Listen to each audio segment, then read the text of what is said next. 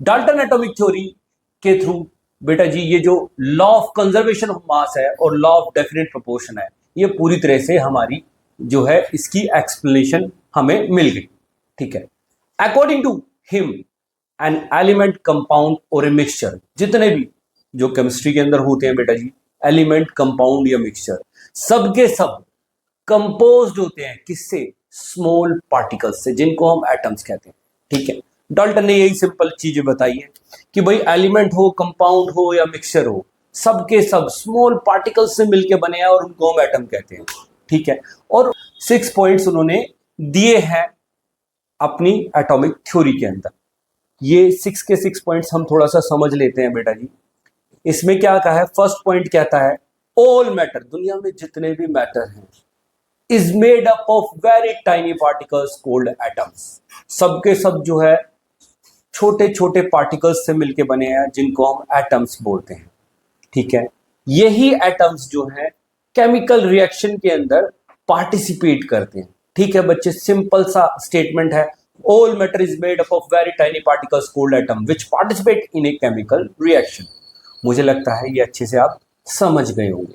ठीक है बच्चे, अब नेक्स्ट जो पोस्टुलेट है वो कहती है these atoms are indivisible particles. भाई सिंपल सी बात है, ये सबसे छोटी फॉर्म है एटम की और ये इंडिविजिबल है। डाल्टन ने सिंपल कहा कि भाई जो ये एटम है ना, ये इंडिविजिबल है, इसके बाद इनको डिवाइड नहीं कर सकते, डिवाइड नहीं कर सकते।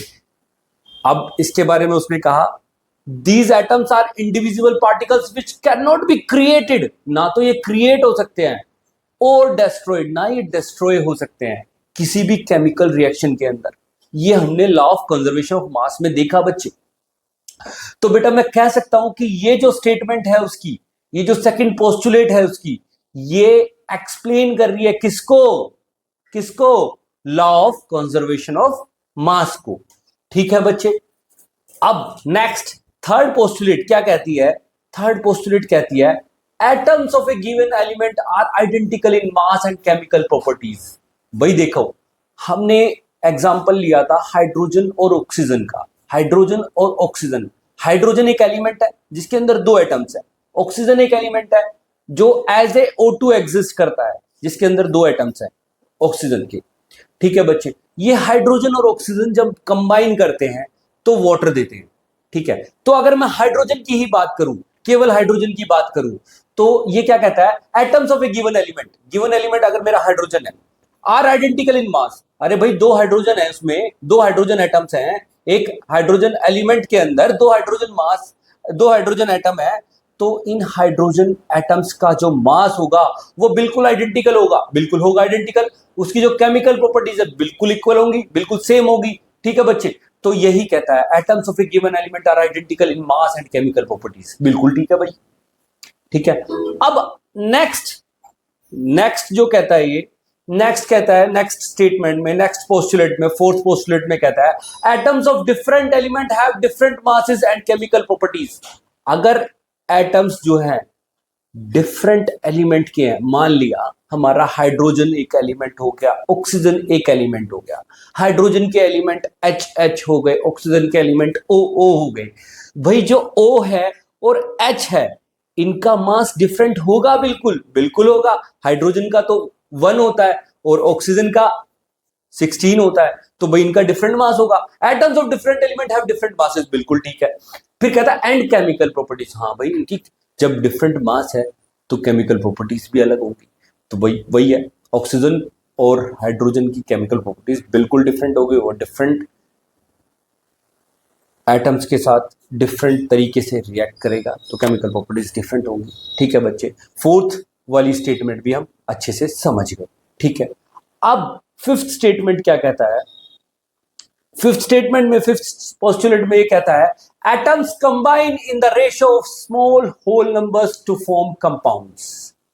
ये बेटा जी देखो, ये क्या है, कांस्टेंट प्रोपोर्शन को अच्छे से एक्सप्लेन करता है। ये वाला जो फिफ्थ पॉइंट है हमारा, ये लॉ ऑफ कांस्टेंट प्रोपोर्शन को एक्सप्लेन करता है। कैसे?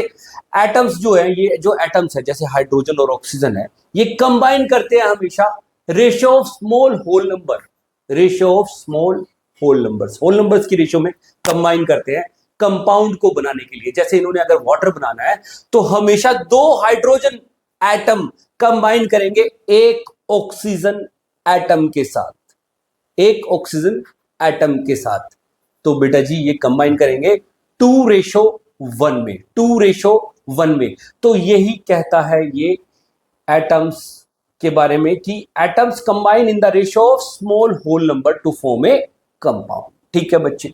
नेक्स्ट 6th पोस्टुलेट में कहता है the relative number and kind of atoms are constant in a given compound. Same यही बात, the relative number and kind of atoms are constant in a given compound.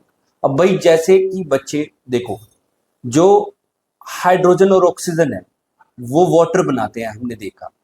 अब अगर वाटर की बात करें तो इसके अंदर जो रिलेटिव नंबर होगा ना इनका, भाई पहली बात तो वाटर के अंदर हमारा हमेशा ऑक्सीजन और हाइड्रोजन ही मिलेंगे, इसके अलावा कुछ नहीं मिलेगा। सिंपल।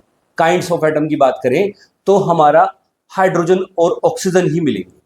अगर हम रिलेटिव नंबर की बात करें तो 2 हाइड्रोजन और 1 ऑक्सीजन ही मिलेगा, 2 हाइड्रोजन और 1 ऑक्सीजन ही मिलेगा। ठीक है बच्चे।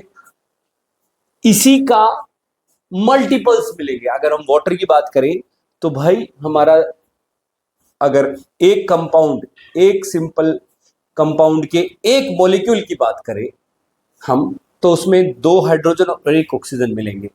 और हम टोटल जो है अगर वेट की बात करें कंपाउंड के तो वो इसके मल्टीपल्स में मिलेंगे बच्चे। ठीक है। तो हम अगर बात करेंगे बेटा जी रिलेटिव नंबर और काइंड ऑफ एटम्स की, वो कांस्टेंट होते हैं किसी भी गिवन कंपाउंड के अंदर। इस तरीके से बेटा जी ये जो डाल्टन्स एटॉमिक थ्योरी है ये मैंने पूरी एक्सप्लेन कर दी है। सिंपल है। पहला जो पॉइंट